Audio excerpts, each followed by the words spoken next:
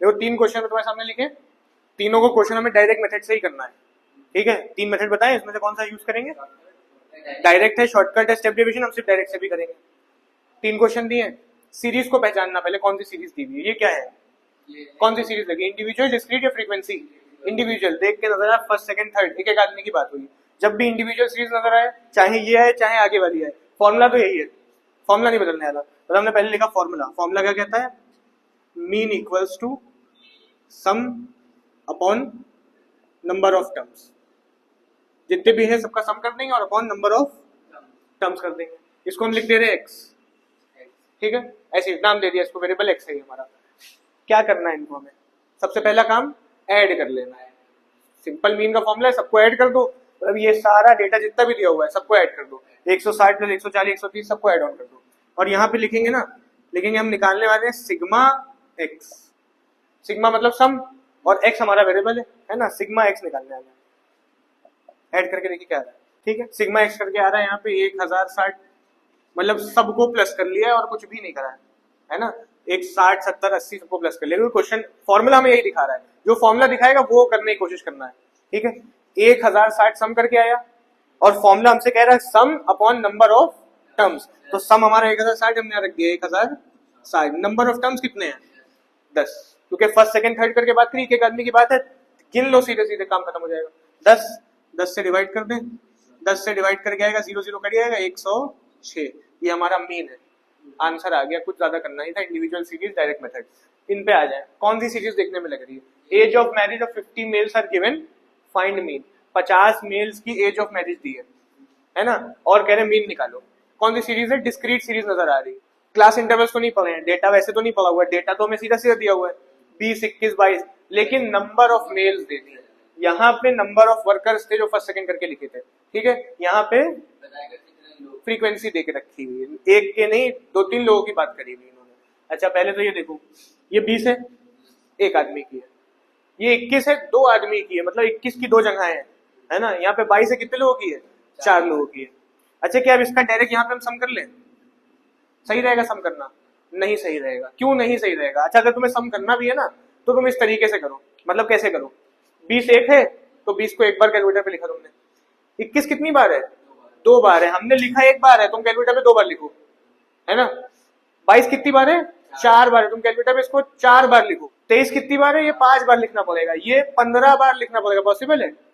ये 25 23 बार है, 23 लोगों की 25 एज थी, 25 बार लिखना पड़ेगा कैलकुलेटर, 25 25 पॉसिबल है? और अकेले अकेले प्लस कर देने से आंसर ही गलत आने वाला है, क्योंकि 25 लोगों का डेटा है, समअप करके दिया हुआ है एक तरीके से, पूछना है अगर तो। अच्छा अगर हम कहें 25 को 23 बार लिखना तो पॉसिबल नहीं है, लेकिन 25 इंटू 23 कर दो तो क्या आ जाएगा। जब किसी को नंबर ऑफ टाइम्स करना होता है ना, कि हम कह रहे 5 को 5 जगह जोड़ो, तो तुम कहोगे 5 को 5 जगह जोड़ो, अच्छा 5 इंटू 5 कर दो, है ना। वैसे ही 25 को 23 बार जोड़ो, इससे अच्छा 25 इंटू 23 करो। तो इसका सम मत निकालो, फॉर्मूला वही है, इसका सम नहीं निकालो। क्या कर लो, एक इनको मल्टीप्लाई कर लो आपस में। मतलब अगर हम कहें ये हमारा एक्स वेरिएबल है और ये हमारी फ्रीक्वेंसी है एफ, तो इनको पहले क्या कर लें हम, मल्टीप्लाई कर लें, है ना। मतलब यहाँ पे निकाल लें एफ एक्स, 20 इंटू ए कितना आएगा 20, है ना। 21 2 लोगों का है, मतलब कितना आएगा 42। 22 4 लोगों का, 22 इंटू 4 कर दे 88। 23 इंटू 5 कर दे कितना आएगा 115। 24 इंटू 15 कर दे कितना आएगा 240, 360 360। 25 इंटू 23 कर दो 575, ठीक है। 25 को 23 बार लिखने से मल्टीप्लाई कर दिया। अब बताओ किसका सम करें, इनका सम करें या इनका सम करो। तुमने इसको इसी को करा, वैसे देखो तो करा तुमने, वैसे तुमने सॉल्व करा, क्योंकि ये नंबर ऑफ टर्म्स दिए हुए थे, नंबर फ्रीक्वेंसी दी हुई थी। अच्छा इनका सम कर लेंगे, क्या कहें इसको, सिग्मा एफ एक्स 1200 आ रहा है। ध्यान समझना, यहां तक तो काम हो गया, एक चीज मिल गई, फॉर्मूला वही रहेगा, मीन का फॉर्मूला पहले लिख रहे हैं यहाँ पे, mean equals to sum upon number of terms, सही, फॉर्मूला वही रहेगा। सम मिल गया हमें 1200 या फिर 1200। नंबर ऑफ टर्म्स कितने हैं, इनको 1 3 4 5 6 थोड़ी जोड़ देंगे, सारे फ्रीक्वेंसी को एड ऑन करो। इंडिविजुअल में तो सीधे सीधे जोड़ दिया तुमने, पर ये 1 2 4 ये नंबर ऑफ टर्म्स है या फिर नंबर ऑफ मेल्स हैं जिनकी मैरिज की डेट दी है, तो इनको क्या करना, प्लस करना पड़ेगा। 1 2 3 करके नहीं गिन सकते, इसमें गिन सकते थे। और साफ साफ लिखा ही होता है individual marriage of 50 males are given, age of marriage of 50 males are given. तो इनको सीधे में पता है, करें भी ना तब भी सिग्मा एफ आएगा हमारा कितना, 50 आएगा। अब इसको डिवाइड कर दो 50 से, 0 0 कट गया, 5 2 10, 4 20, 24 हमारा मीन आ गया। इनके ऊपर आ जाए लिखा है marks in English are given, find mean. English के मार्क्स दिए, मीन निकालना है। लेकिन जो मार्क्स का डेटा है ये कुछ हमें फ्रीक्वेंसी में दिया हुआ है, ठीक। तो ये कौन सी सीरीज है, ये कंटिन्यूअस सीरीज है या फ्रीक्वेंसी डिस्ट्रीब्यूशन सीरीज है। नंबर ऑफ स्टूडेंट्स दिए हुए हैं, ठीक है, फ्रीक्वेंसी ये दी हुई है, ठीक। अच्छा, इस डेटा को सॉल्व करना पड़ेगा पहले हमें। मतलब यहाँ पे 5 लोग हैं, 5 स्टूडेंट जिनके 1 से 10 के बीच नंबर आए, और यहाँ पे 10 लोग हैं जिनके 10 के और 20 के बीच नंबर आए। लेकिन ये जो डेटा है ना एकदम एग्जैक्ट पता है तुम्हें, नहीं पता है कि 5 लोग का कितना है, 10 है 9 है, इतना पता है 1 से 10 के बीच है, एग्जैक्ट नहीं पता कि 4 है 5 है 6 है, नहीं पता ना।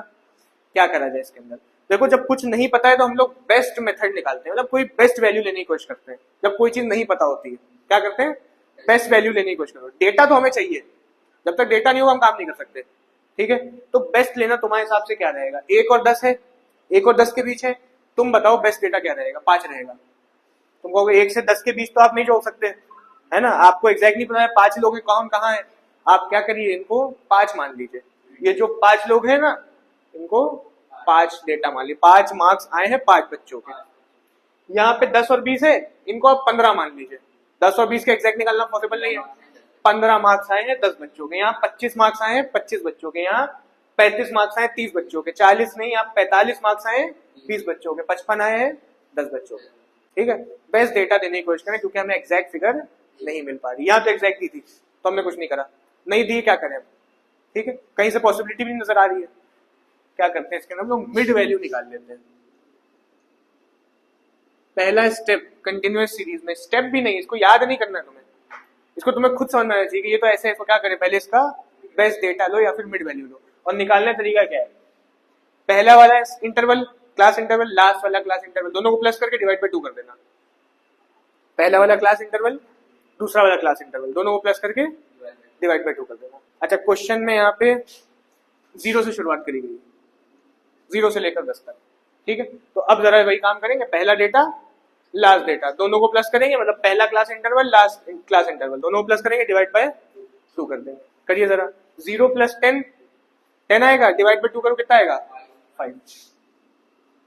10 + 20 कितना आएगा 30 आएगा, डिवाइड बाय 2 करें तो 15।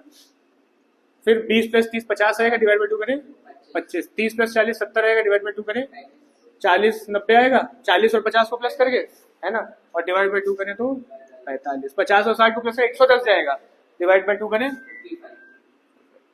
देखो जब ये आ गई, इनका काम ओवर, इनका कोई काम नहीं रहा। और अब तुम इनको देखोगे इस सीरीज को, ये डिस्क्रीट बन गई है, डिस्क्रीट ऐसे ही थी, तुमने इसको डिस्क्रीट में कन्वर्ट कर लिया है। अब वैसे ही काम करना रह गया है, हम लोग इस डेटा को थोड़ी प्लस करेंगे। ये 5 मार्क्स 5 बच्चों के थे, ये 15 मार्क्स 10 बच्चों के हैं, ये 25 मार्क्स 25 बच्चों के हैं। तो एक एक फिगर नहीं ऐड करना है, ऐड अगर करने का मन ही कर रहा है तो इस 25 को 25 बार ऐड करो, है ना, इस 15 को 10 बार ऐड करो, इस 5 को 5 बार ऐड करो। इसलिए 5 बार करने से अच्छा क्या, पहले मल्टीप्लाई कर लो, ठीक है। मतलब क्या निकाल लेंगे, इसको हम मान ले रहे m मिड वैल्यू, ये हमारा f है, तो क्या कर ले fm निकाल ले। 5 × 5 कितना आ जाएगा 25। 15 मार्क्स 10 बच्चों के कितना आ जाएगा 150। 25 × 25 625। 35 × 30 कितना आएगा 1050। 45 × 20 900। 55 × 550, ठीक। अब ये मिड वैल्यू का भी काम खत्म ही हो गया एक तरीके से, तुमने डेटा पूरा एग्जैक्ट निकाल लिया। अब क्या करना रहेगा, मीन का फॉर्मूला लगाएं। मीन का फॉर्मूला क्या कहेगा, वही कहेगा सम upon number of terms. Mean का फॉर्मूला नहीं बदलेगा कहीं भी स्टेप पे। हाँ, जब आगे के मेथड आएंगे ना तो उसमें एड ऑन होगा, ये तो बेसिक रहेगा, वो बाद में देखेंगे, ठीक है। खैर अभी डायरेक्ट चल रहा है, डायरेक्ट से मैं तीनों सीरीज तुम्हें कराएंगे। इनका सम कर लें, मतलब ये आएगा सिग्मा एफएम कितना आ रहा है 3300, सही है। इनका भी सम करें, सॉरी इनका नहीं, इनका भी सम करें, है ना। इनको 3 4 5 6 थोड़ी गिनना है, तो फ्रीक्वेंसी दी हुई है ना, इनका भी सम करना पड़ेगा। इंडिविजुअल होता तो ना करते हैं, डिस्क्रीट में भी करते हैं फ्रीक्वेंसी का सम, और इसमें भी करते हैं। कितना आएगा 15 25 कितना जा रहा है 100। 100 बच्चों के मार्क्स गिवन थे। ये नंबर ऑफ स्टूडेंट्स को, ये हमारा एफ है, मतलब ये हमारी क्या है, फ्रीक्वेंसी है। यहाँ पे फ्रीक्वेंसी नहीं थी, फर्स्ट सेकंड थर्ड था, डायरेक्ट ले लिया था। यहाँ पे फ्रीक्वेंसी थी तो प्लस करना पड़ा। नंबर ऑफ स्टूडेंट दिए थे, यहाँ पे भी क्या दिया हुआ है, नंबर ऑफ स्टूडेंट्स दिए हुए हैं 55 सॉरी 10 20 बच्चे 30 बच्चे, तो अकेला अकेला थोड़ी जोड़ोगे। 30 बच्चों के 45 नंबर हैं तो 30 हो गए, है ना। 10 बच्चों के 55 नंबर है, कितने हो गए, 10 और हो गए, मतलब 30 बन गए। ये 30 और 60 बच्चे हो गए, इनको जोड़ा तो पूरे मिलाए कितने बन गए, 100 बन गए। ठीक, अब फॉर्मूला लगा दें, सम आया 3300, सम की जगह सम लिख दिया, फ्रीक्वेंसी या फ्रीक्वेंसी लिख दिया, 0 0 कट गया, 33 हमारा मीन है। पूछना इसके अंदर, कंप्लीट हो गया है।